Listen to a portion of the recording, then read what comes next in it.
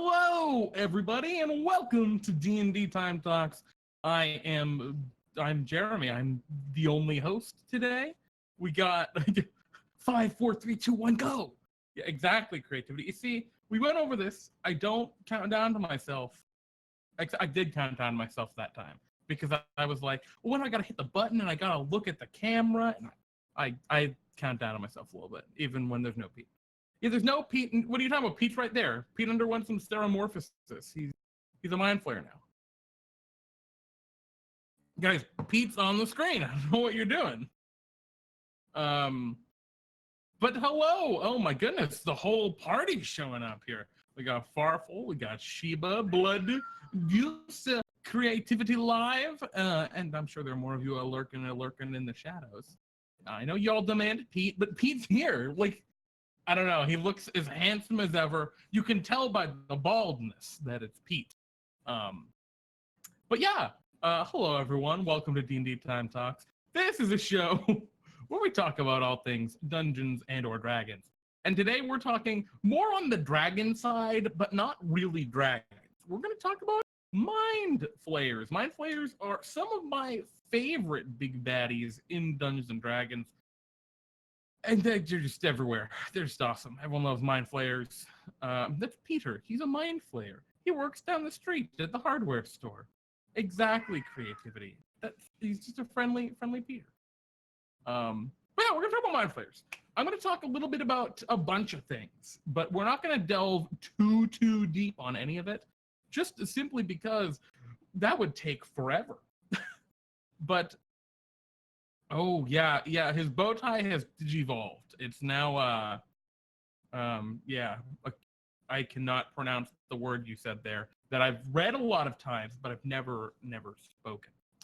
But yeah, we're gonna talk about mind flayers. They're really cool. They're really neat. I'm gonna talk about some of like the lore of mind flayers in Dungeons and Dragons, some of like the history of their use a little bit. We'll touch on a little bit of them in popular culture and like other things because they're pretty prevalent. You know, they come from Lovecraft. And we're gonna mostly, my biggest focus today is gonna be talking about cool ways to use mind flayers in your adventures. I'm gonna cover like 15 or so different plot hooks that you can just run with to have mind flayers show up in a really meaningful way in your adventures, campaigns, one shots, whatever.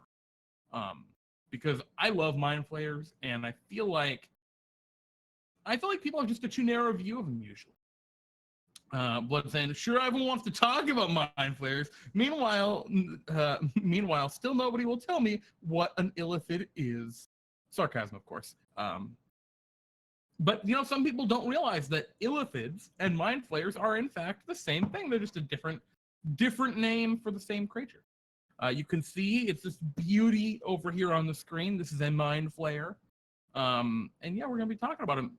Before I dive into the thing, of course, y'all please keep that chatter rolling. Let me know, like, you know, as we go through this, let me know if you've used any of these kind of plot hooks, these tie-ins that I go over. Let me know your experiences with mind flayers in your games. You know, I'm super into. Yeah, speaking of mind flayers, Baldur's Gate 3.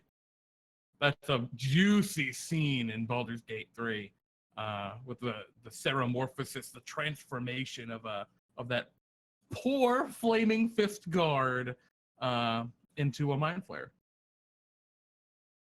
It's actually pretty dope, but slightly, you know, unsettling if that kind of stuff weirds you out. That kind of like gory, twisty, whatever.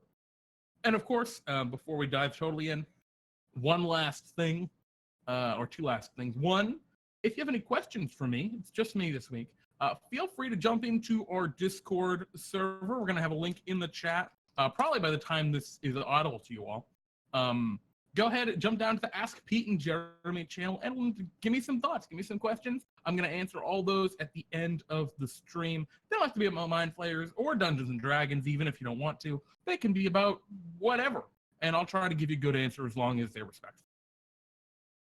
Intellect Devour. Yeah, we're going to talk about Intellect Devours and the other things that mind flayers make, but don't you worry. But yeah, the last thing, and then we're going to start for real, I promise. on Friday, Pete and Jeremy's D&D time. Come check it out. Pete will be there. It's going to be good.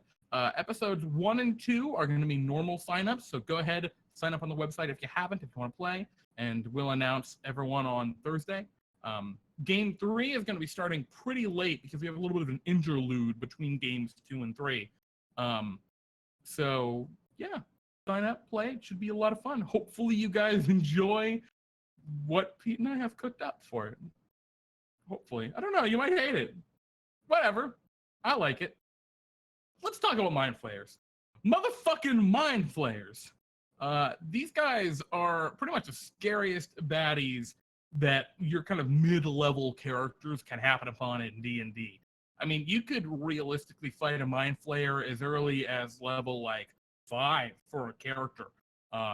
And they remain pretty threatening up until levels like 8 or 9, either as, and even higher as groups of Mind Flayers. They are some of the most iconic monsters in Dungeons and Dragons, up along with the likes of Beholders, Dragons, and the like.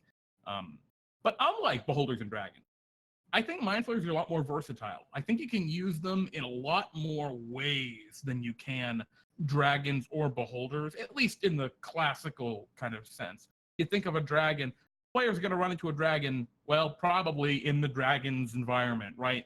They're going to run into a white dragon up in the mountains in the frozen peaks. They're going to run up into a blue dragon in a desert where a blue dragon lives. They're going to run into a red dragon up in some mountains probably, or burning a small village. They're not going to run into a dragon in the middle of a city, usually, unless you're doing something outside of the box. And beholders, you got to go to a weird spot to run into beholders. You're not just going to just have a beholder out in the middle of anywhere. Mind Flayers you can use in all those places. You can use them out in random unexplored wilderness. You can use them in old ancient ruins. You can use them in cities and civilization, and that's kind of like what I love.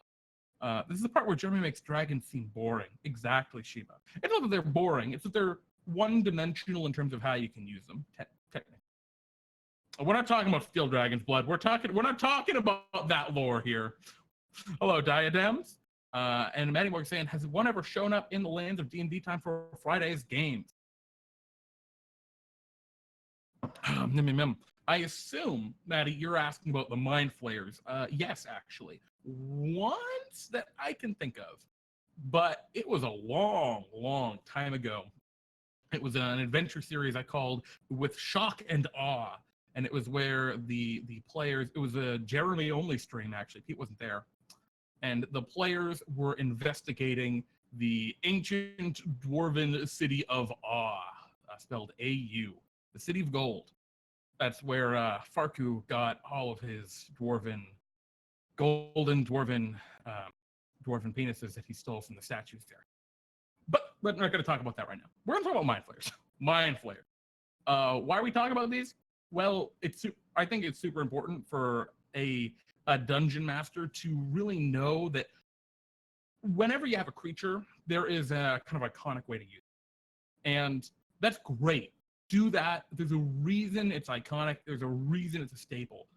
But certain creatures, like the Mind Flayer, there's no singular iconic way to use it, really. There's so much different lore to these guys and different concepts to them that I think it's really important to decide what your Mind Flayers really are like in your world and really run with it. So, and make them feel special and use them in unique ways.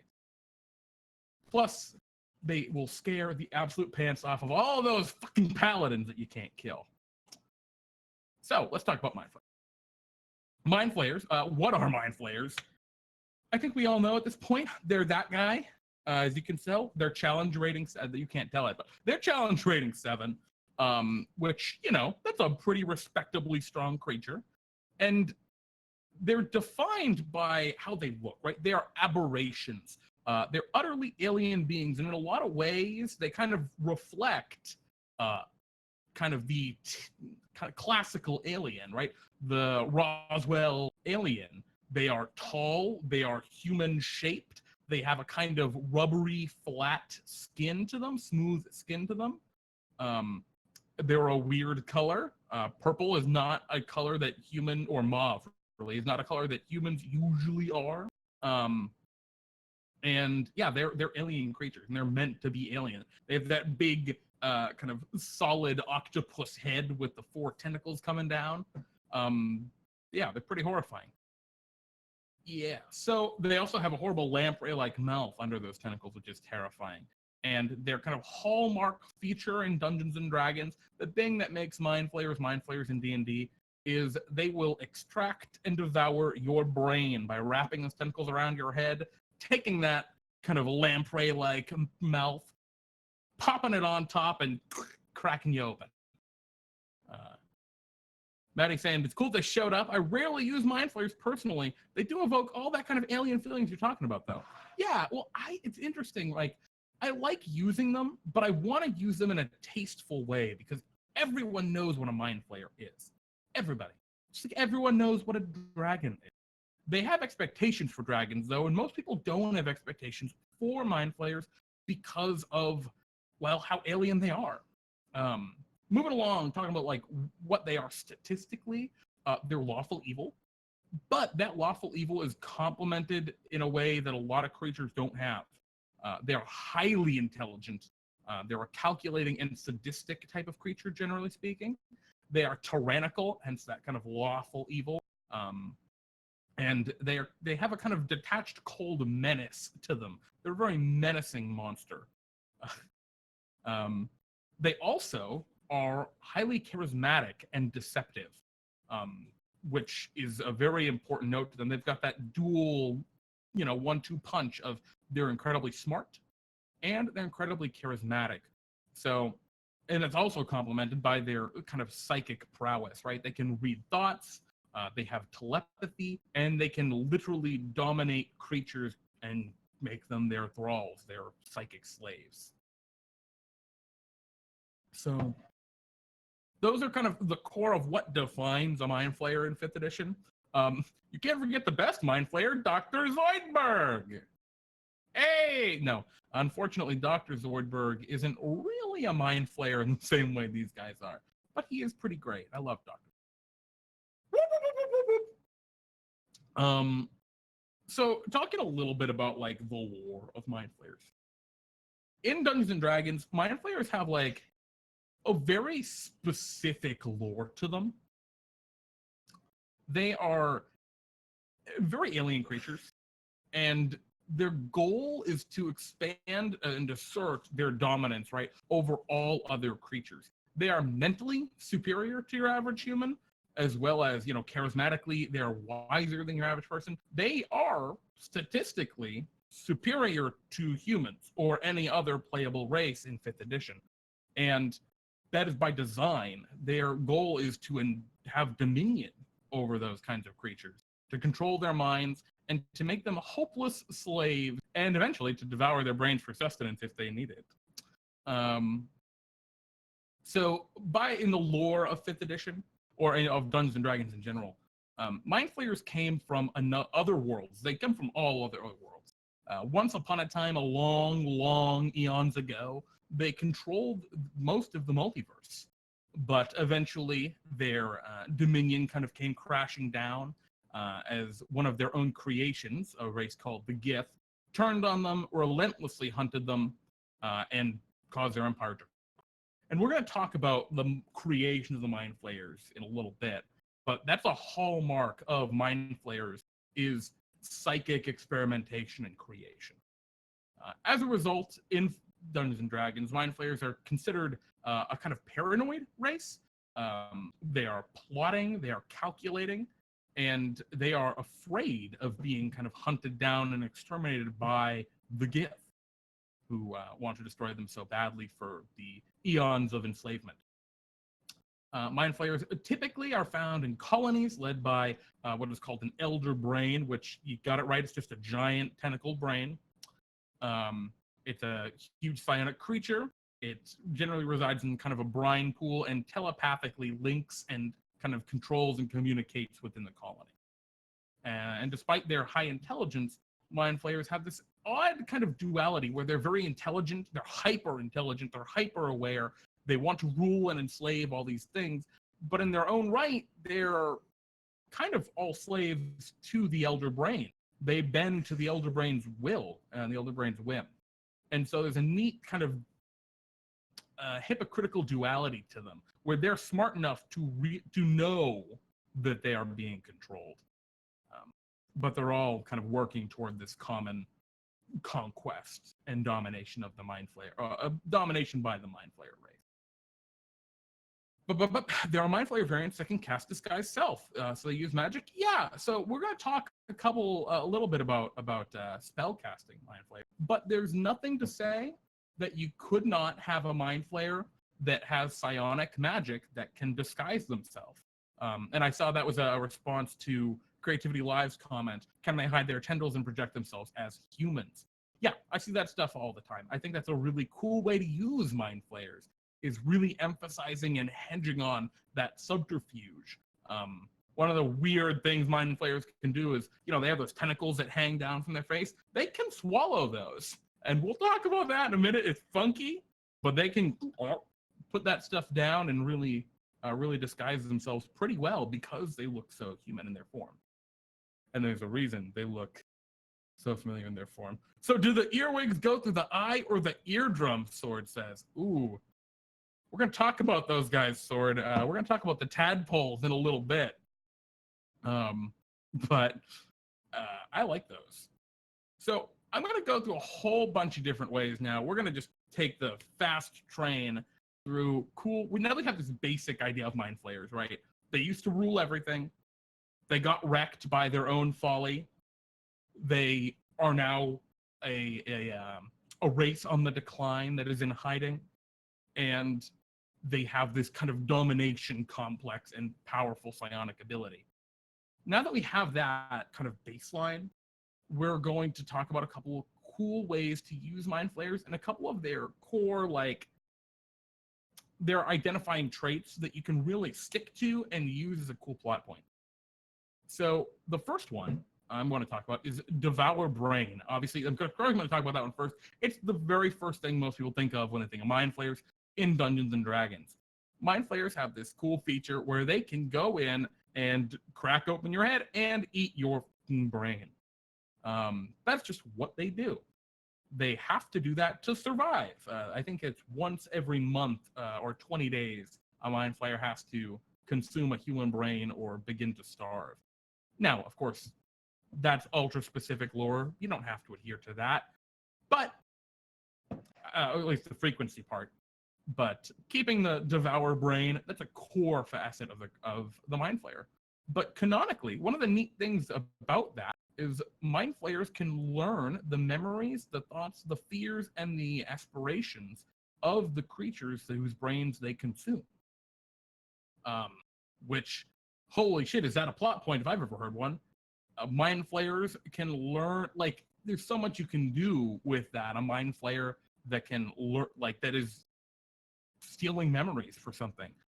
Perhaps they have are specifically looking into how an ancient dwarven city that's been overrun by the Mind Flayers, right? And now the Mind Flayers are specifically hunting down old dwarves to try and find ones who may have knowledge of the ancient foundries working, because the Mind Flayers need it for some reason, right? There's a million different ways that you can take this Devour Brain as a way of stealing people's memories and play into that. You could play into it in a more diplomatic sense. Let's say we take Creativity Live's Disguise Self casting Mind Flayers, which there's no reason you can't do that. And there you go. They kill someone, eat their brain, know all of their memories, and just fall into place. Almost like doppelganger.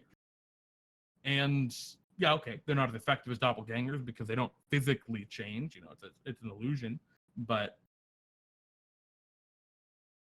it's a really interesting way that you can tie this kind of stuff into the plot. I could see a leader of a small kingdom, maybe, or princedom, is devoured by a mind. Its mind is devoured by a Mind Flayer, and the Mind Flayer simply assumes rulership, takes control, dominates the court wizard with its psionic powers, forcing them to be their thrall.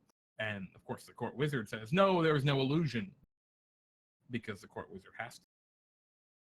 And I mean, that's a really cool way to make this devour brain feature into a core plot point. If a Mind Flayer Arcanist eats a wizard, does it remember how to cast the wizard's spell list? That's another amazing concept, because the answer is, well, if you look at the rules, if you look at the monster manual, it says nothing about that in the monster manual. The monster manual has, I think, a page on the Mind Flayer that talks about the colony as a hive mind, and they devour brains. I think it's pretty flat, which is why I'm having this talk in the first place. But if you want to take that piece of lore, that Mind Flayers can assume the memories and knowledge of the people they eat, hell fucking yeah. If you have a Mind Flayer that is a powerful spellcaster, you bet your ass they would hunt down other spellcasters for their knowledge. Absolutely. That person spent 20 years mastering those spells. I could learn it in one delicious feast.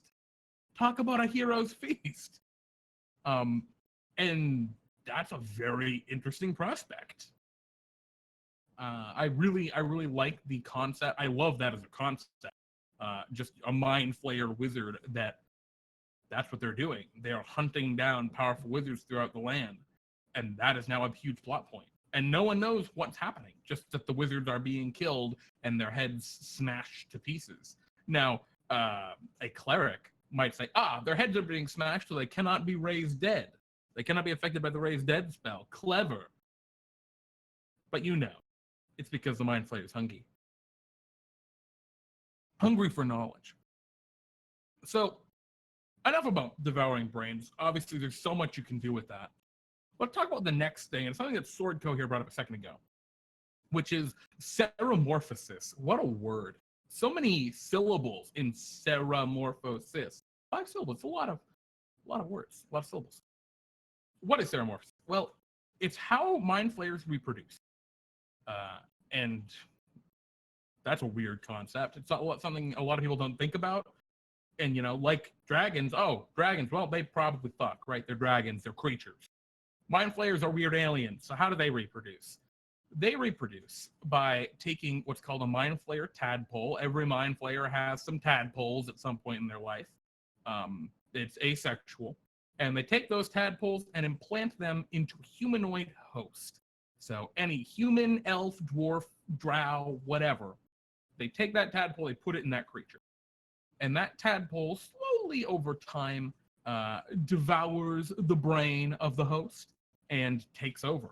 And once the creature, the tadpole, attaches itself to the brain stem, it begins the process of ceramorphosis. And what that does, and the creature doesn't die, it stays alive and for the most part maintains itself until abruptly, once the creature has had enough, the tadpole's had enough control, it transforms the humanoid host into a new Mind Flayer. That's how new Mind Flayers come into existence, canonically through that lore.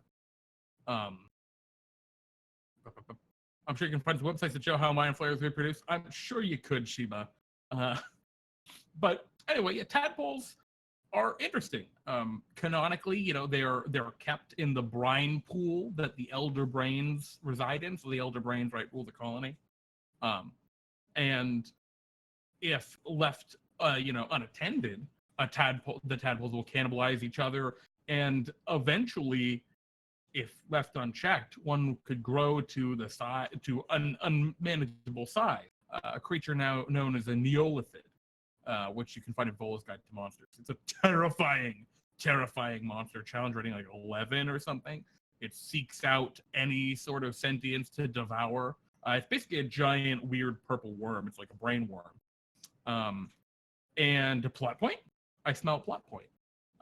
That's a really awesome plot point. Okay, a Mind Flayer colony got trashed. The players won, and they destroyed the elder brain, and they left. And one tadpole survived. One.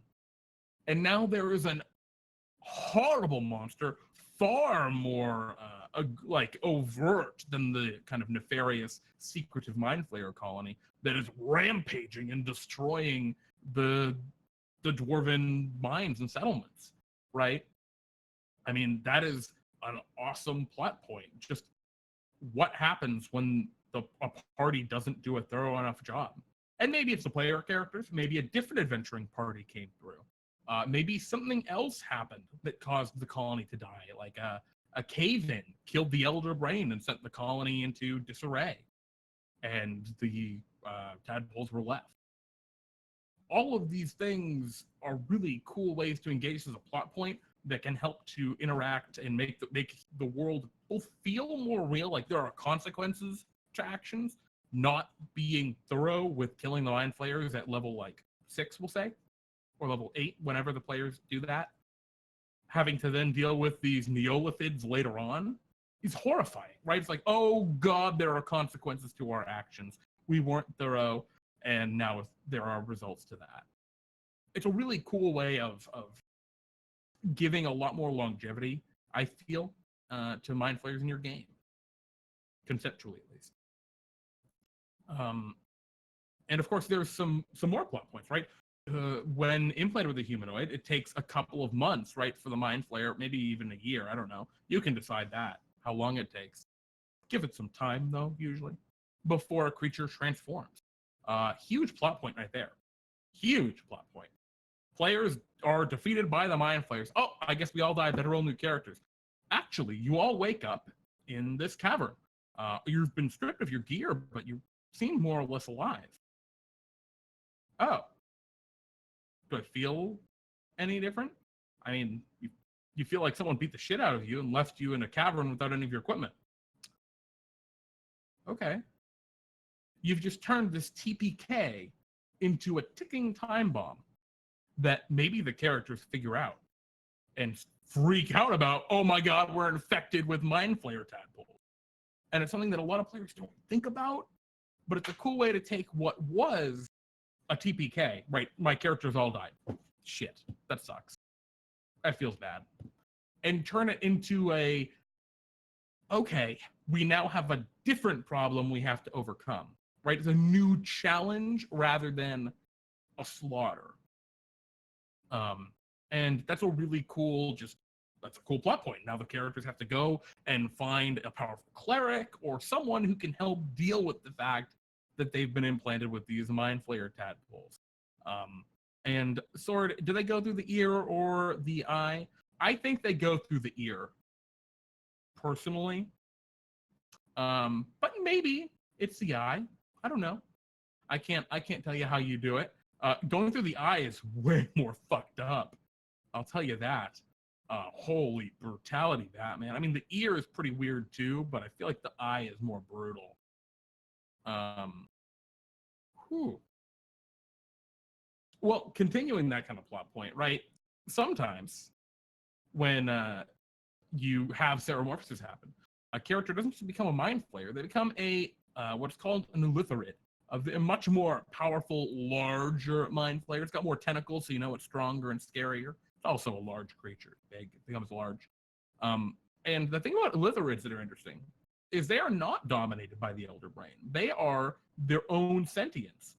Oftentimes they will work with the colony and the Elder Brain, but they aren't under absolute control. And I think that's another really cool plot point.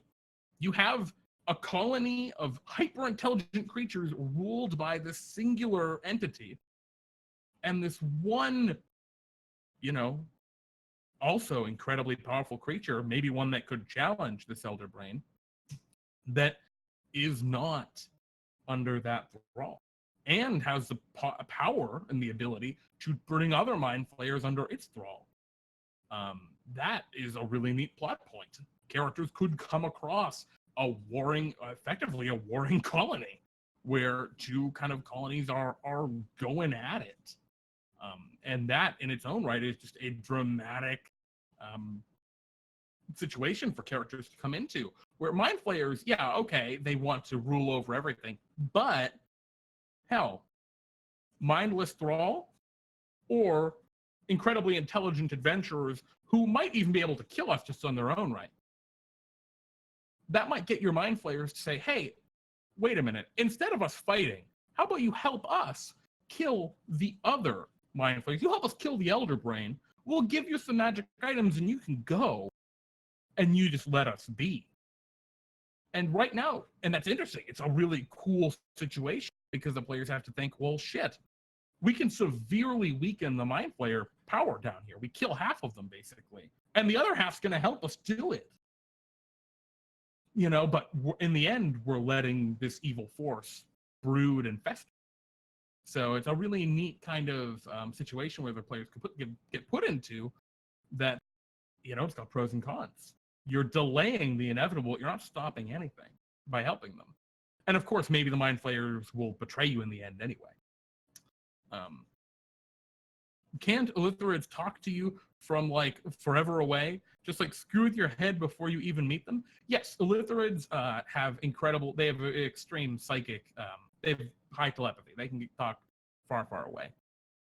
Actually, I think they're a purely telepathic race. I don't think they have mouths, but I'm not positive about that.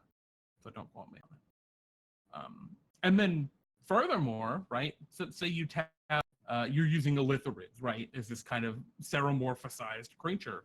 Well, Illithurids can go places, right? They can take some Mind Flayers and say, I'm going to start my own colony, and they leave. And when they do that, they have to perform a ritual where they actually remove their own brains and place them into a brine pool so that they can become a new Elder Brain. And that ritual, right, the other Mind Flayers are going to be harvesting brains, right, for the Illithurid to consume. Right, they're going to be doing things to push this new colony into being, and that is a huge plot point. The Mind Flayers are engaging in this ancient ritual to have a new Elder Brain ascend within their colony. And that's a really cool way to have a relatively small group of Mind Flayers. We're not talking about a huge colony of like 200 plus to even, whatever, even more Mind Flayers. We're talking about like 15 Mind Flayers and an Illithurid that really is not in the picture because it's removing its own brain for this ritual. That's a really neat situation. That's a unique way to encounter Mind Flayers, both in their effects on the surrounding area and just, it's a cool situation. You're in the middle of this ritual that's just part of their existence, right?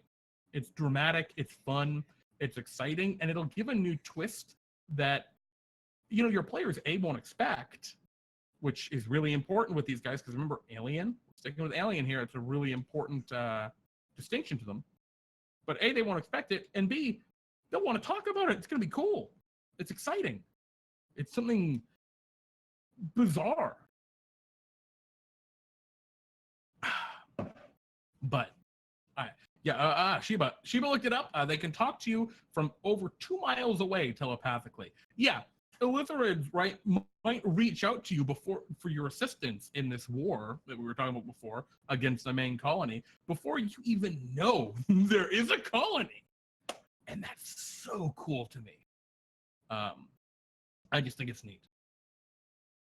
Moving along, just because I don't want to harp on that for too long. There's another, so obviously that was all just focusing on devouring the brain and seromorphosis, two key, again, seromorphosis, transformation of humanoids into Mind Flayers. Those are two kind of defining aspects of Mind Flayers. Well, there's some more. Experimentation, defining aspect of Mind Flayers. And that is it. Mind Flayers experiment with transforming other creatures using their psionic powers. Or their natural abilities, right? So one way they experiment is by trying seromorphosis with non-humanoid creatures. And oftentimes that ends in horrible abominations. In Volo's Guide to Monsters, the Mind Witness is a great example of that. It is a beholder that has been afflicted by a Mind Flayer tadpole and turned into this kind of subservient, almost floating mental being. You could do it with like a dragon and create like a dragolithid, whatever. I don't know what word you want to use for it. Dracolithid? Maybe that's what I want. But, and what does that want to do? I mean, I imagine it's probably a dragon that wants to just eat brains, maybe? Perhaps it's something more than that, though. Maybe it is an incredibly psionically powered dragon that probably still eats brains. And that would be really interesting. a dragon that is flying around hunting other dragons to devour their brains and has incredible psionic powers. Like, you could take any monster that is in the monster manual, besides maybe a couple, like Tarask would be funky, and say, yeah, what would happen if this was ceramorphosized? Like a Yeti. What is a psionic Yeti? Oh, it's probably a fucking nightmare, is what it is. It is a literal nightmare. A ceramorphosized devil. I don't even know if that's even remotely compatible, but it'd be neat. You can take any creature, give it some psionic abilities like telepathy, maybe the ability to detect intelligence, and maybe a couple of psionic spells like the ability to levitate or detect thoughts or whatever, and just roll with it. And you have a cool part illithid iteration of it, and it can be really dramatic. I could see like a Drider illithid be very interesting. That'd be very interesting. I got a quest to kill a Mind Flayer colony from inside my head. Let's follow it. Yeah, I see a Shiba. The players might not interact with it, but they are going to be like, what the fuck? Right? They're going to be concerned. And that's cool. So other ways that Mind Flayers can interact with things. So you can use that Ceramorphosis gag with any creature in the game, even things like rats. You get cranium rats, for example, where they're these psionic rats where their heads have been cracked open and their minds swollen. And individually, they're just rats with little telepathy. But when they swarm, they gain psionic powers. They're like a little hive mind. That's really neat. They can also create cool mental abomination. Earlier, people were talking about the intellect devourer in the chat, a brain with legs that seeks to consume and replace the brains of other sentient creatures and basically take their place, much like doppelganger. Those are horrible. They're horrifying. They are monstrous to the nth degree. And they're really dramatic. A character, an NPC that's been replaced with an intellect devourer, no one's going to know that.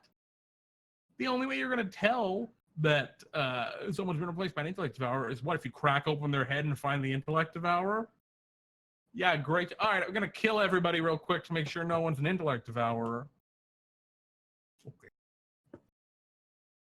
But yeah, there's a whole lot of cool psychic abominations. Even something like an Oblex, which is an ooze given sentience. You can play that creature some way like a servant of Oblex, right? The demon lord of oozes, or play it like an illithid abomination. It was created by the illithids to devour thoughts and knowledge and bring it back to the elder mind, to the elder brain. There's so much you can really do with these psychic creations of the Mind Flayers, these experiments, that it's great. And of course, there are like the more mundane experiments, like the Durgar, for example. They are a race of dwarves that were twisted and experimented on and tortured by the Mind Flayers, and over generations and decades, eventually gained psychic powers from their exposure and were able to break free.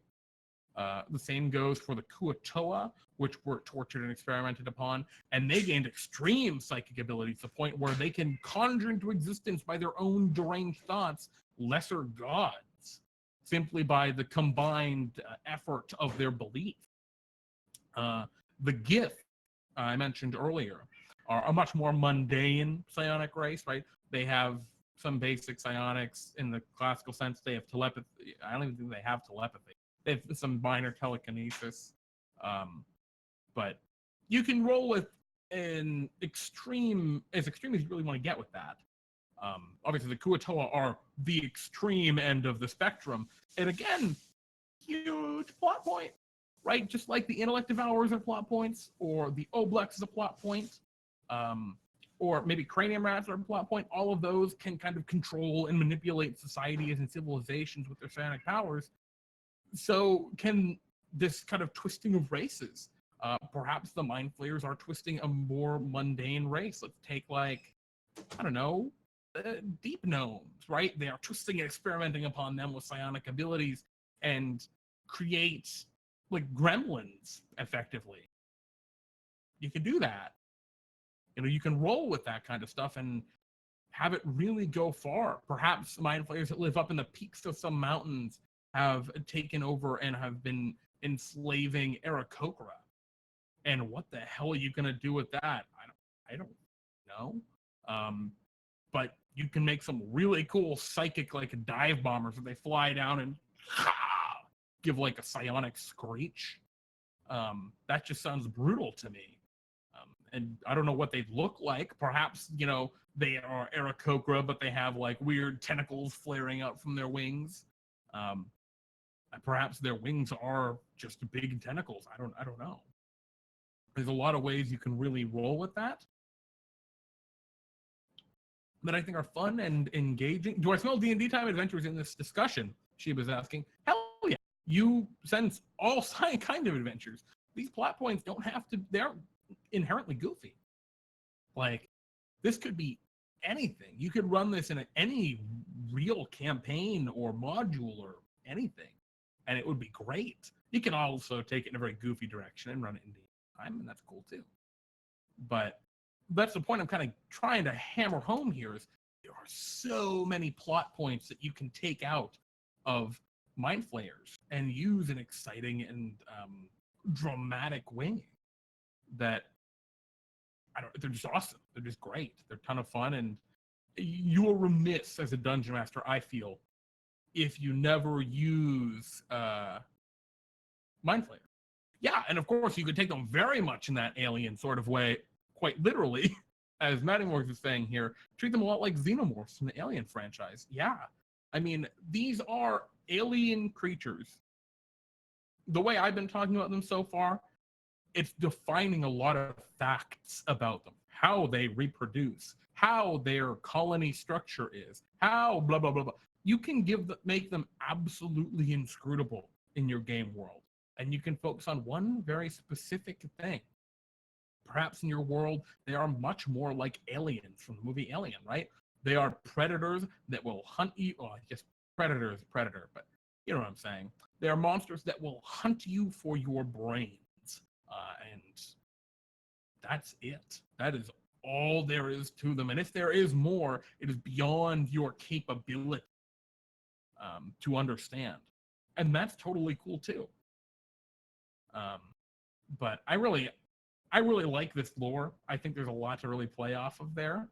I actually also really dig the alien deal. One other way you can use Mindflayers is really focus on, well, the outlier. Typically, Mindflayers, right, are psionic. They have psychic powers. They can like levitate and dominate creatures with their psychic ability. But sometimes you can take the outlier, right, the exception to that cause, and really run with that as well. The alchemist, the artificer, the just arcanely gifted Mindflayer. Maybe they are a wizard or a sorcerer or alchemist or artificer. And in a lot of ways, it's very interesting because canonically, an elder brain would forbid such knowledge simply because it would end up with mind flayers being able to challenge its power. So maybe you're playing with outcasts. Maybe this is an outcast from the colony that has been away long enough from the elder brain's control to gain its own sentience and its own power. That alone is a plot point. A mind flayer that has found its own sentience, that has lived a life of hyper intelligence but slavery at the same time. And what could its goals be? Maybe it still has those same kind of goals that the Elder Brain has: domination, planar travel, conquest. But maybe it doesn't. Maybe it has its own more personal goals. Maybe it wishes it's consumed the brain of some living creature and had a taste of love. And the Mind Flayer seeks that again, but pure, not diluted with all the fears and nonsense that was also in the brain of the creature it devoured. And maybe it regrets having done that under the thrall of the Elder Brain.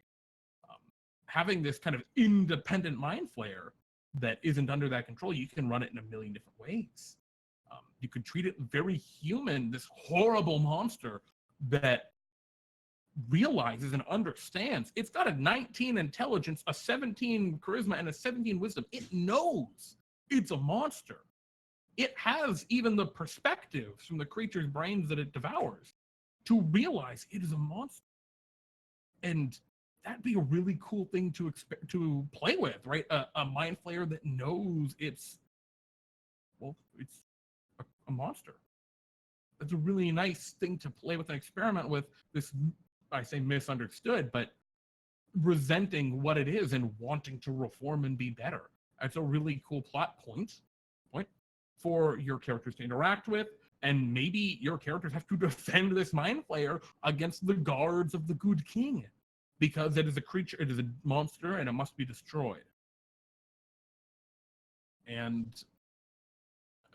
or you could go all like Guy Fieri, bam, your brains explode. Yeah, you could do that too. You could also do that, Roger. I'm with you on Roger on that. Whatever. This Guy Fieri in chat, whatever. Anyway, so yeah, that is Emerald. Emerald's with the bam. Anyway, pursuit of eternal life is another thing that these kind of independent mind flayers tend to go to. Typically, when a mind flayer dies, if it dies within range of the colony, its intelligence kind of goes back into the elder brain. The elder brain, stores its thoughts, its memories, and that kind of thing. And a mind flayer that is not connected to an elder brain, when it dies, its memories and its knowledge is lost. And mind flayers are all about hoarding that knowledge. And so pursuit of eternal life is something that, like, number one on a mind flayer's to-do list once it, no longer has this artificial permanence through an elder brain. And there's a lot of ways you can do that. The first one, I know Roger Clark was talking about it earlier, the Alhoon. It's kind of like a lesser mind flayer lich. And of course, there's like the bigger full mind flayer lich, which is the Elitha lich, which is basically the same thing as an Alhoon, but just more powerful, more lichy. And there's some more plot points. You have a mind flayer that is attempting to find out some of the most horrible rituals of magic that exist to gain this false mockery of unlife. That is just as much a plot point as any human looking for it. And perhaps that's the plot point, right? A human wizard has been in search of these rituals, and the players, have been trying to figure it out and get to the bottom of it and stop them, but things don't quite add up. Why does this person not really do anything besides this research? They hardly even sustain themselves. And turns out, they're the thrall of a mind flayer who's just using this humanoid host to discover the important magics and rituals they need. You can play with this in a lot of different ways. It's really cool, really dramatic, and can be really engaging for your players. Hell, even vampirism. Why the hell not? Canonically, I think in Dungeons and Dragons, you have to kill the person you love, I think, and sup upon their blood to become a vampire, at least as part of the ritual. And that is a huge challenge for a mind flayer. They're gonna fall in love. I would find it hilarious, right, to find a vampire in like a perfectly serious game, a vampire who just desperately wants to fall in love so that he can kill them and drink their blood and become a vampire mind flayer. Like, that just is hilarious, but it's also like super evil and it's super fucked up. But it's neat. It's something totally unexpected that there's no way in hell your players are ever going to see that coming, ever. And it's a really neat, unique way to take these vampires, or these mind flayers, and use them in dramatic, exciting, and engaging ways for your players. I really love this whole like outcast mind flayer. Hell, maybe there's a mind flayer who's just vegetarian because they're like, oh, I'm doing some bad things. I don't want to do this no more. And that's kind of the plot point you're going off of, that they're brain eating, and you're playing off the opposite of that. Well, stony brains. Cool. Maybe they have found some other sustenance that feeds them just as well. And that's the issue. They're having trouble getting it because they're mind flayers and they don't want to be evil, but everyone sees them as horrid abominations. Or maybe you really want to hone in on that brain eating and stick to it. And maybe that has to do with that kind of extra subterfuge you were talking about earlier. Maybe the mind flayers are using kind of their high charisma and psionic prowess to subtly influence in society, right? They're scheming kind of behind the curtains control of a lesser kingdom or a town or a village or what have you. That's a plot point in its own right. You know, I said replacing the king earlier, but hell, maybe they're manipulating trade and they're trying to, or manipulating kind of inter-city politics, right? And they're trying to create like a little war to cause chaos because they want to destabilize the region so that they can assume control. Or maybe it's something more mundane. Oh yes, they're just fine with society the way it is. It's great. It works wonderful for them. That's why they have been cast into Sky Self, and they are Old Lady Nanners. And Old Lady Nanners runs an orphanage. We always have room for new orphans, don't worry. Oh boy. Or perhaps a magical academy that is secretly ruled by a shadow cabal of mind flayers that the richest minds from the academy, well, we all know where those go. That's a really dramatic way, right, to both enrich the mind flayers and, I mean, that's mystique, just in its raw sense for the academy. Of course, the most promising student, the most powerful students, well, they go off to do their own thing. Of course, they no longer are around in this backwater town. Why would they stay here? They have more important things to do. They're powerful wizards. And no one questions that. But really, the mind flayers are eating them. Or, you know, you could take it in a more brutal sense. Perhaps this mind flayer runs a hospital or a triage camp in near a war zone. I mean, man, you can really take that like subterfuge, that scheming and behind the scenes influencing in some dramatic and brutal ways. You know, like no one's gonna question if a bunch of wounded soldiers disappear. Oh, they died. All right. That's it. No one's gonna question if a bunch of sick people die at the only hospital in medieval world, right? And maybe that hospital actually does a lot of good for people. And so by killing these mind flayers, the players are in a moral quandary where we have just destroyed the only like real hospital in this medieval fantasy land analog. Because a few people are killed unjustly there. It's a neat kind of moral quandary that is a really interesting plot point. I think all of those, the Magic Academy, the orphanage, everything there plays off really, really well. Mind Flayer has guards. The Mind Flayer that guards the town and acts as a town executioner. Everyone knows what it is and they know what they're doing. It's just condoned by the town for protection. Yeah, I mean, that's a very valid reason. You know, like you take a young red dragon. Young red dragon's scary. But if a young red dragon gets hit by one blast of that mind blast, it's going to fuck right off. And I'll tell you, the town will do whatever the hell it needs to keep that dragon from flying back. I see a bunch of comments from Metamorphs. In the 4E iteration of my world, the party stumbled across agrarian mind flayers. They chose to live in solitude and specifically bred humanoids like us with cattle. They were relatively nice. They lived this way because the strife you spoke of earlier tore them apart.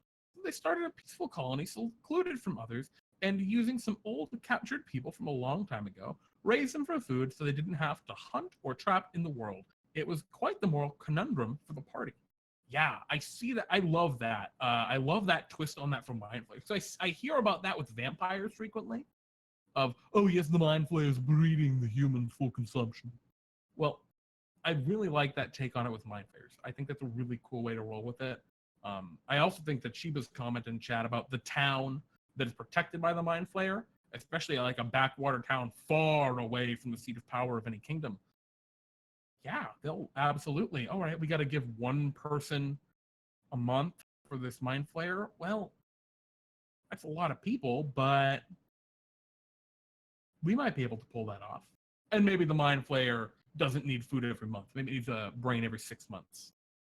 But yeah, I mean, those are two really also extremely interesting ways to play off Mind Flayers. And of course, one last thing I really want to talk about is or two last things real quick. One's like pretty normal and one's whack. Is colonies. Another key point to Mind Flayers is they live in colonies, usually. Typically. Colonies can go from anywhere from 200 to 2,000 Mind Flayers. So oftentimes they're not like a central thing for your players to battle, but maybe a small colony, like 50 to 100 Mind Flayers, but, you know, they're spread out over a large area. Colonies are secretive, lots of thralls, so maybe they can just kind of fall under the radar. Hell, an above ground town could be a Mind Flayer colony that's ruled by like 100 Mind Flayers. It's got 20,000 people and they're all mind slaves. And they just fall under the radar because it looks just like a town of humans. But it's not. And of course, colonies make an awesome plot point just for that reason. A city that people don't visit this city. It's kind of a little out in the middle of nowhere. Maybe it's a stopping point for trading posts. And it's just ruled by this Mind Flayer cabal. That's intense. Everyone in the town is a thrall to the Mind Flayer. Whoa! That's pretty brutal. I mean, it could be really neat. And maybe they use that political clout of the town. Maybe it's a key trading port or whatever, to gain knowledge or information or whatever they're looking for. Of course, you could also play into the whole singular control of the colony by an elder brain aspect. Maybe the elder brain dies and the players can come across a colony in disarray where everyone in the colony, all the Mind Flayers, are kind of against each other to see who would become the new elder brain, who would ascend. Or perhaps just a sick or ailing colony. Could be by magical influence. It could be by mundane influence like pollution or poisons or whatever. All of those things are really cool ways to take a Mind Flayer colony and turn it into a major plot point. I could see Mind Flayer colony deep beneath the earth is suddenly doing a lot more and becoming a huge hindrance to, for example, the Dwarven City and the Dwarven Mines. And the Dwarves are like, oh my goodness, adventurers, help. But it's just because the Mind Flayers are trying to get the dwarves to stop their runoff, stop the pollution from their foundries from poisoning where they live. And I mean, that's a very interesting twist on it. Where like, hey, the Mind Flayers actually aren't doing anything bad to these dwarves normally. It's really the dwarves who started this. The Mind Flayers are just killing troglodytes and things. Or drow, which are also evil. Dragon Heist, except the party has to back a candidate to take over Brain Deep. And the last situation, like, I mean, there's so many situations you can use Mind Flayers in. Last one I want to talk about is going onto that weird lore. Where do Mind Flayers come from? Well, some people say they come from the far realm, this nebulous outer plane region, which is outside of existence. Really, it's funky, it's inscrutable. You go mad if you go there. There's some other lore saying that Mind Flayers came from the future and they came back to conquer the multiverse to prevent their own extinction in the future. That's like actual D&D lore. And I love that, especially if you really want to harp on that and stick to it, because there's the concept that if Mind Flayers came, well, and of course they were eventually defeated by their own creations of Gif. If Mind Flayers came from the future and they're trying to prevent something, what are they trying to prevent? That's a plot point just in its own right, if you want to go that route. What future event or monster or creation or whatever do they know about that they're trying to stop? Mind Flayers are all about this experimentation, manipulating creatures to become more powerful psychic versions of themselves, to become stronger and more dominant. Even when the Mind Flayers ruled all of existence, they did this until they eventually defeated themselves by creating the gift that are too powerful for them. Why? Why would they do that if they ruled everything? And the answer, well, there's something they were afraid of that's coming. And that's a really neat plot point. What are they afraid of? And maybe that's a kind of prophecy kind of deal you want to play off of. Maybe there's some ancient knowledge that an elder brain might still possess of the original Mind Flayers as to what they were trying so desperately to prepare for, to defeat. It's just interesting. You could go in any direction when you're talking about creatures from the future. Any direction at all. Neogi? Who knows? I don't think the Mind Flayers are afraid of the Neogi, though. Maybe they are. I don't know about that. We'd have to see. But yeah, there's just a lot of really cool stuff you can roll with that when you get into some weird time travel-y stuff, you gotta be a little careful with it, but I think it's cool. And I think you'd be remiss if you went through your D&D career and you never fucked around with time and space and the future and the past. And Mind Flayers are a really cool way to do that without making it feel too weird, because they are so alien. But yeah. Okay, we're technically at time. I'm not done though, and then we got to go through Ask Jeremy. So the last thing I want to just quickly touch on, and I love how I'm saving this for the last, because for most people, this is the first thing they look at, and that is combat. Oh, how do you use Mind Flayers in combat? Well, Mind Flayers have relatively low hit points for a challenge rating. I think it's 71 is their average, which is pretty mediocre. Pretty mediocre for a challenge rating 7 creature. And that is because Mind Flayers are meant to be run with at least 2 thralls/minions. These are psychically controlled creatures. These thralls, no matter their normal stats, they are mentally controlled by the Mind Flayer. And so use the Mind Flayer's intelligence when you're kind of deciding how to use these creatures tactically. Some really great examples for thralls are like a Quaggoth, which is a big Underdark kind of like Neanderthal almost. They're weird looking. Almost like a small ogre. Ogres are also very good thralls. You could take some more standard Underdark monsters or monstrosities like Umberhulks or Hook Horrors or any of that, and those would also make really great thralls depending on how powerful your party is for a Mind Flayer. But the typical rule is each Mind Flayer has at least 2 thralls. And that will really, really help to keep the Mind Flayer alive. Because I've seen a lot of fights where the Mind Flayer just gets stomped because it doesn't have a lot of hit points. It also has a very reasonable armor class. It's not too high. It's not too low. It's 15, I believe, with its breastplate. And the great thing about that is it won't be frustrating to characters that aren't optimized. Fighting a Mind Flayer should not be super frustrating for a party for the fact of missing. But it also shouldn't feel like a cakewalk. If players have advantage from whatever reason, perhaps the help action or a barbarian's reckless attack or a rogue's stealth, sneak and then or hide action and then throw a dagger, they should have no problem reliably hitting Mind Flayers, and it should feel good. But your fighter, which just takes 2 attacks, they might miss one of them. And so they have a pretty reasonable armor class it doesn't reach that this is bullshit level. However, when you're playing a Mind Flayer, if you want it to be a real tough fight and you really want to respect the Mind Flayer's intelligence as a monster, 19 intelligence, pretty damn good, about as good as you get. You want to play the Mind Flayer in a way that, as a dungeon master, is maybe not as exciting, but is tactically sound and much more intimidating to your players. The players all know about that Mind Flayers eat brains, and they're going to be scared of that, but you got to hold back on the brain eating.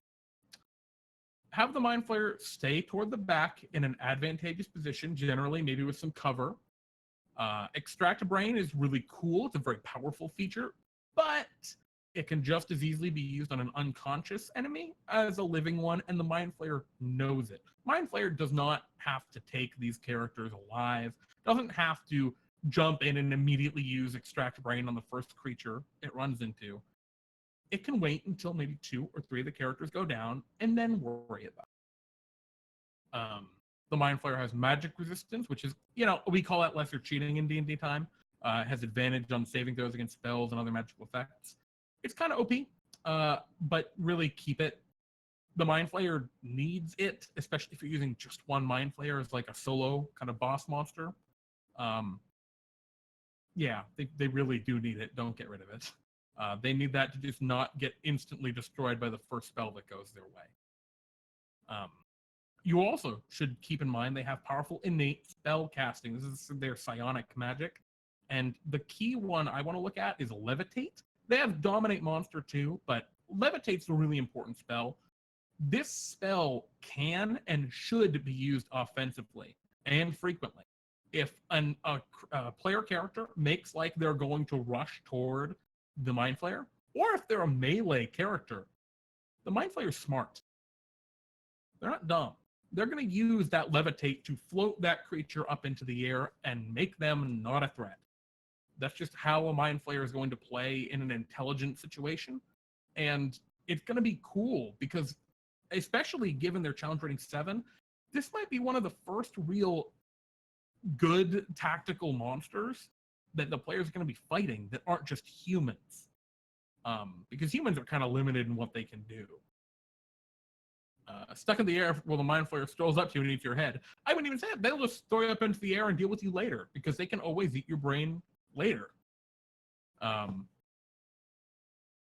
Of course, they have Dominate Monster. I highly recommend not opening with Dominate Monster if you're playing for like a challenging encounter. If you're playing for an easy encounter, like I think in Waterdeep Dragon Heist, I pretty much started with Dominate Monster because I didn't want that to be a real battle. It was a showcase battle. It wasn't a I'm trying to kill you with this Mind Flayer fight. It wasn't a I'm trying to really challenge you battle. But I would recommend holding on to the Dominate Monster. Save it for later in the fight where there are maybe 2 or 3 characters left. If there are 4 characters and one gets dominated, the Mind Flayer took out 25% of the player's damage. If there are 2 threatening characters left and one of them becomes dominated, oh god, that's a dramatic shift in power. And it becomes a very dramatic encounter. It's very exciting, and it's the kind of fight your players will remember, even if they all die. And remember, you can always just implant them all with tadpoles if they do die, because why not? That's also fun. It's brutal, but fun.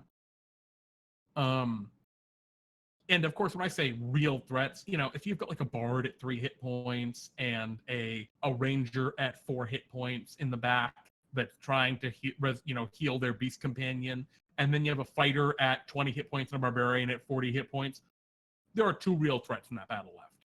The barbarian and the fighter. You don't have to wait till 2 people are left alive.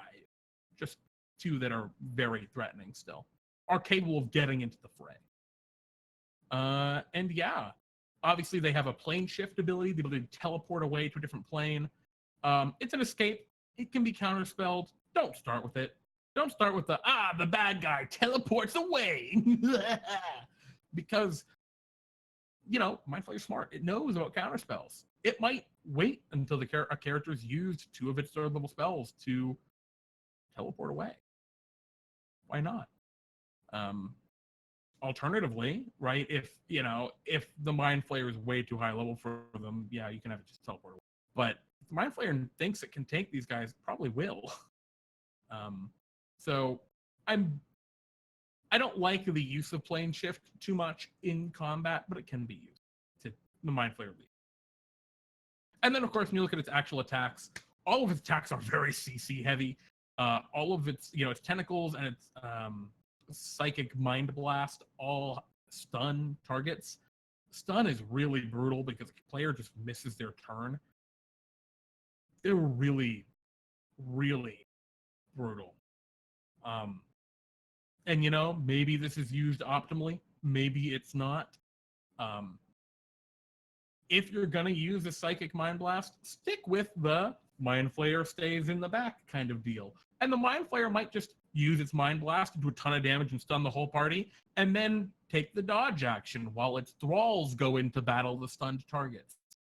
You can do that. And that's not, oh, the DM's pulling punches. That is, the mind flayer is doing the absolute best to keep the mind flayer alive, which is what you should always try to think about if you're trying to give a mind flayer kind of justice for its very high intelligence. Also, the intelligence saving throws on those stun effects, devastating for the party's classic heavy hitters, right? The barbarian, the paladin, fighters that aren't Eldritch Knights. Oh my god, druids. These are some of the characters that, beast form druids and such. These are some of the characters that dominate early levels. They trash early levels. They're so powerful.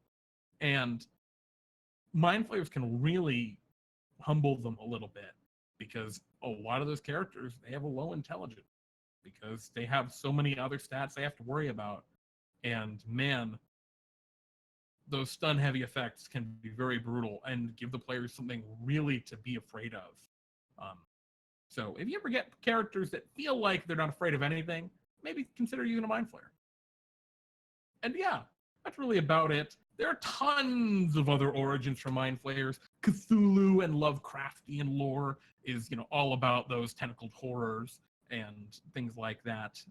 There's really no limit to these guys. They're used in all sorts of popular media, but I could not even hope to go over all of that. I'm already over, and I just barely touched on all the D&D stuff.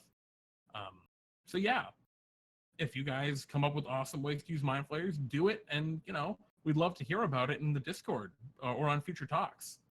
But I hope that what we talked about today has been enough to inspire you to use Mind Flayers in your own games in exciting, unique, and engaging ways that your players will remember and fear for time to come. I still remember how many paladins, Farful's in chat saying, I almost killed them all, talking about the Mind Flayer and Dragon Heist. Yep, almost got the Mind Flayer, Farful. The Rangers the threat because they just randomly start firing the party from behind. Oh, yeah, of course. I mean, that's fair too. But I'd go with the 40 health Barbarian because they have an intelligence of probably 8. But yeah, no, I still think of Mind Flayers as just, oh yeah, that monster that kills paladins. I've seen a large number of we'll just say a very large number of paladins be, how do you put this? Get their brains extracted by Mind Flayers. Rough way to go. There's really no coming back after that.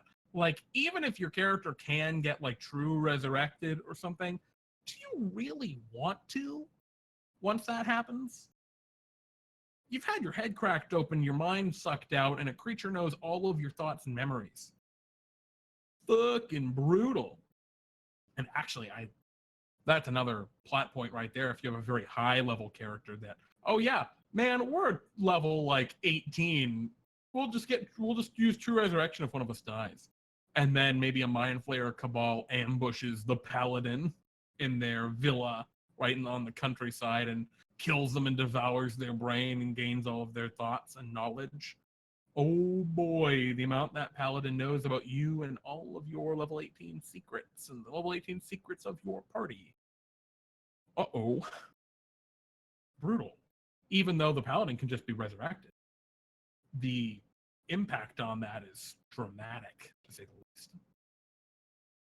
Anywho, I've rambled on quite a while. I know I got very excited this time. I love talking about Mind Flayers. I love using Mind Flayers. They're great. And speaking of great, first question for Ask Jeremy. If you have questions, you can just jump onto the Discord. I'm going to put a link in chat again.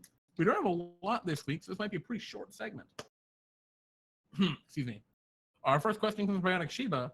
If you had an intellect devourer at your disposal, what would you do with it? You see, you were talking about intellect devourers, and I was just thinking, I love intellect devourers. Intellect devourers are great. I use them way too much, and they're horrifying.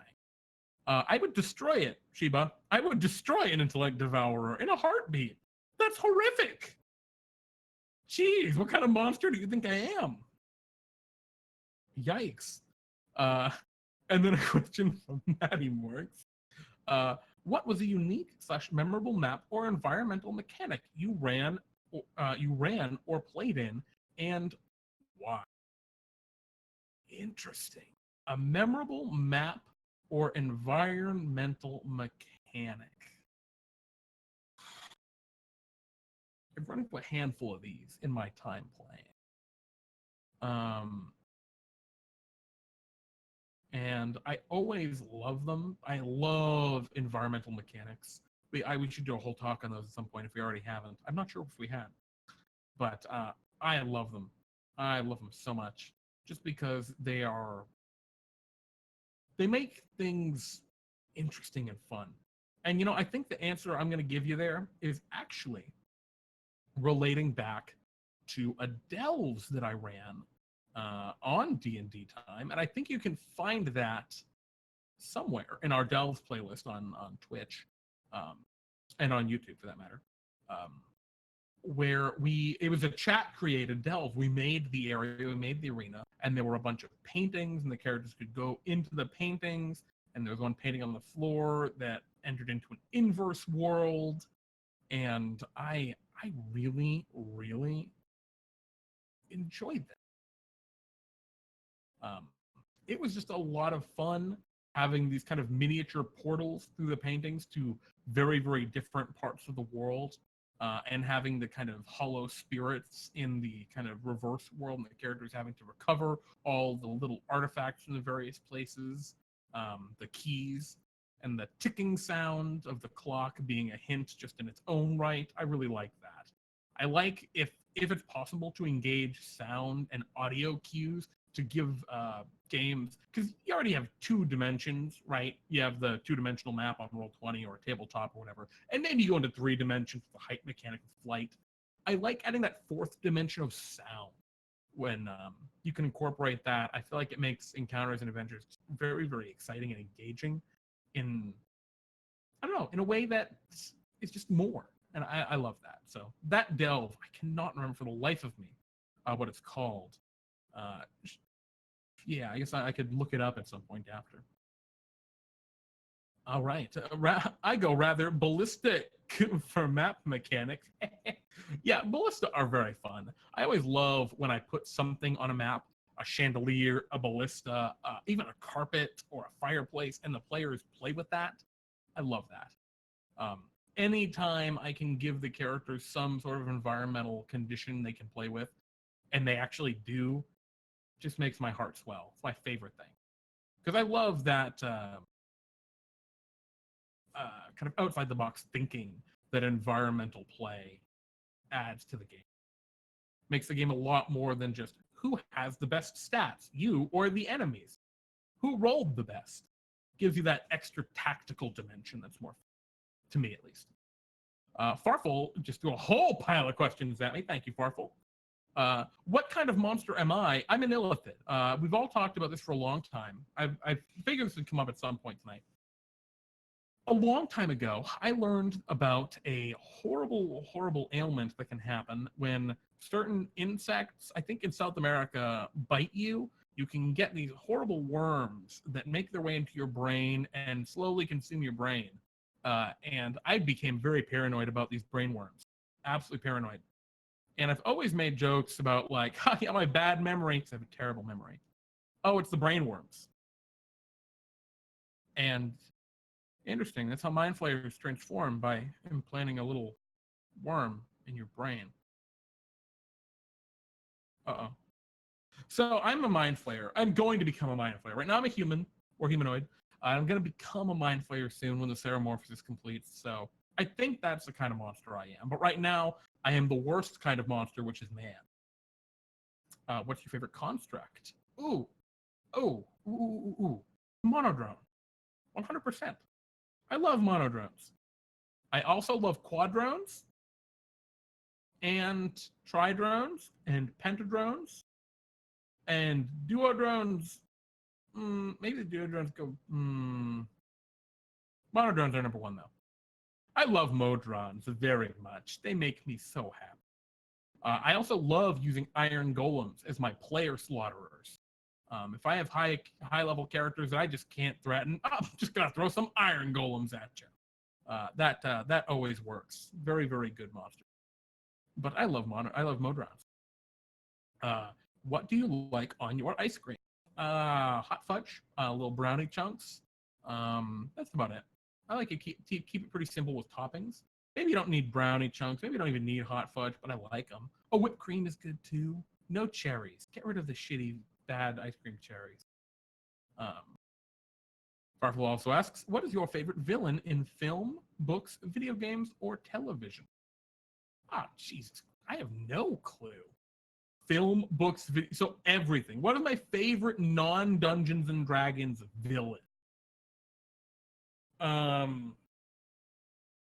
God, I've got no clue. I couldn't answer that if I wanted to.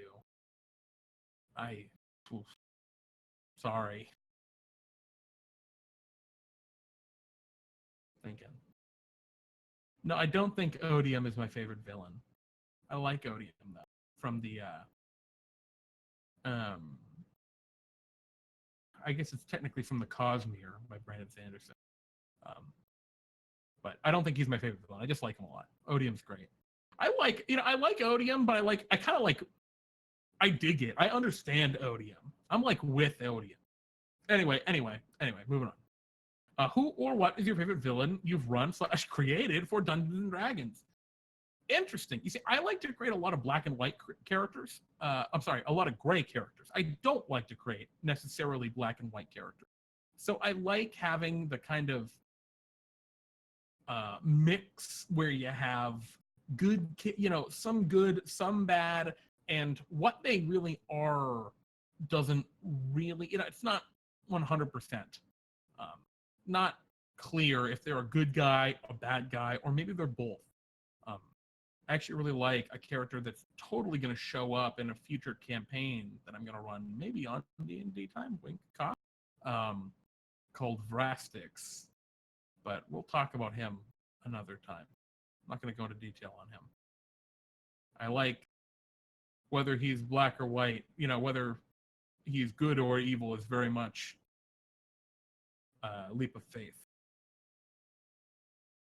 Who or what is your favorite villain? Oh, I'm sorry. Who or what is your favorite villain you've encountered in D&D? Oh, that one. I think every lawful good paladin is my favorite villain. The paladin that is just so self-righteous and anti-evil that they in fact are the cruelest, most evil. I like that. I like the character that is so self-righteous that they are blind to the evils that they themselves commit. It's like, we have to purge all of the lycanthropes. And well, some of these lycanthropes are good, yes, but lycanthropy is a curse and must be destroyed. If we're going Silver Flame, I like that a lot. I like that kind of concept on a character. But yeah, I think that's all I want to. That's all we got for messages for now. So with that, that will end our DnDTime talk today. I hope you guys got some cool inspiration about playing some Mindflayers in your game, running them in your campaigns. Oh my goodness. DnDTime Spectator, perfect timing. If you're interested in joining Pete and Jeremy's DnDTime, it's a show we run every Friday here in DnDTime, featuring our viewers, you can check out our website, dndtime.stream. Besides that, stay tuned this evening. We're going to be hosting Matty Morgs, another awesome Dungeons & Dragons streamer here on Twitch. Twitch.tv/Matty Morgs, check him out. And then on Sunday, we're going to be running Waterdeep Dragon Heist. I really like Waterdeep Dragon Heist. We're finally the plot is moving forward. It's happening. They're in initiative. It has to happen unless they run away. It should be good, though. I'm very excited. Some very interesting things are going to happen this week. So I'll see you all there. Thank you for hanging out, all of you. We love you all. The June mini raffle. Oh my goodness. Oh, Maddie. So if you guys are interested in getting some and participating in Maddie's mini raffle, which you can get cool Dungeons and Dragons miniatures, I assume, and things like that. Check him out. But of course, check him out anyway because he's just great. I think that's just about all we got this evening. Of course, thank you, Bionic Shiba, for your generous donation of bits, dedication, and love. I feel the love, my friend. Thank you. And thank you to all of you for watching, for hanging out. I hope you enjoyed the talk. I am Jeremy, and this is DnDTime Talks. I'll catch you later.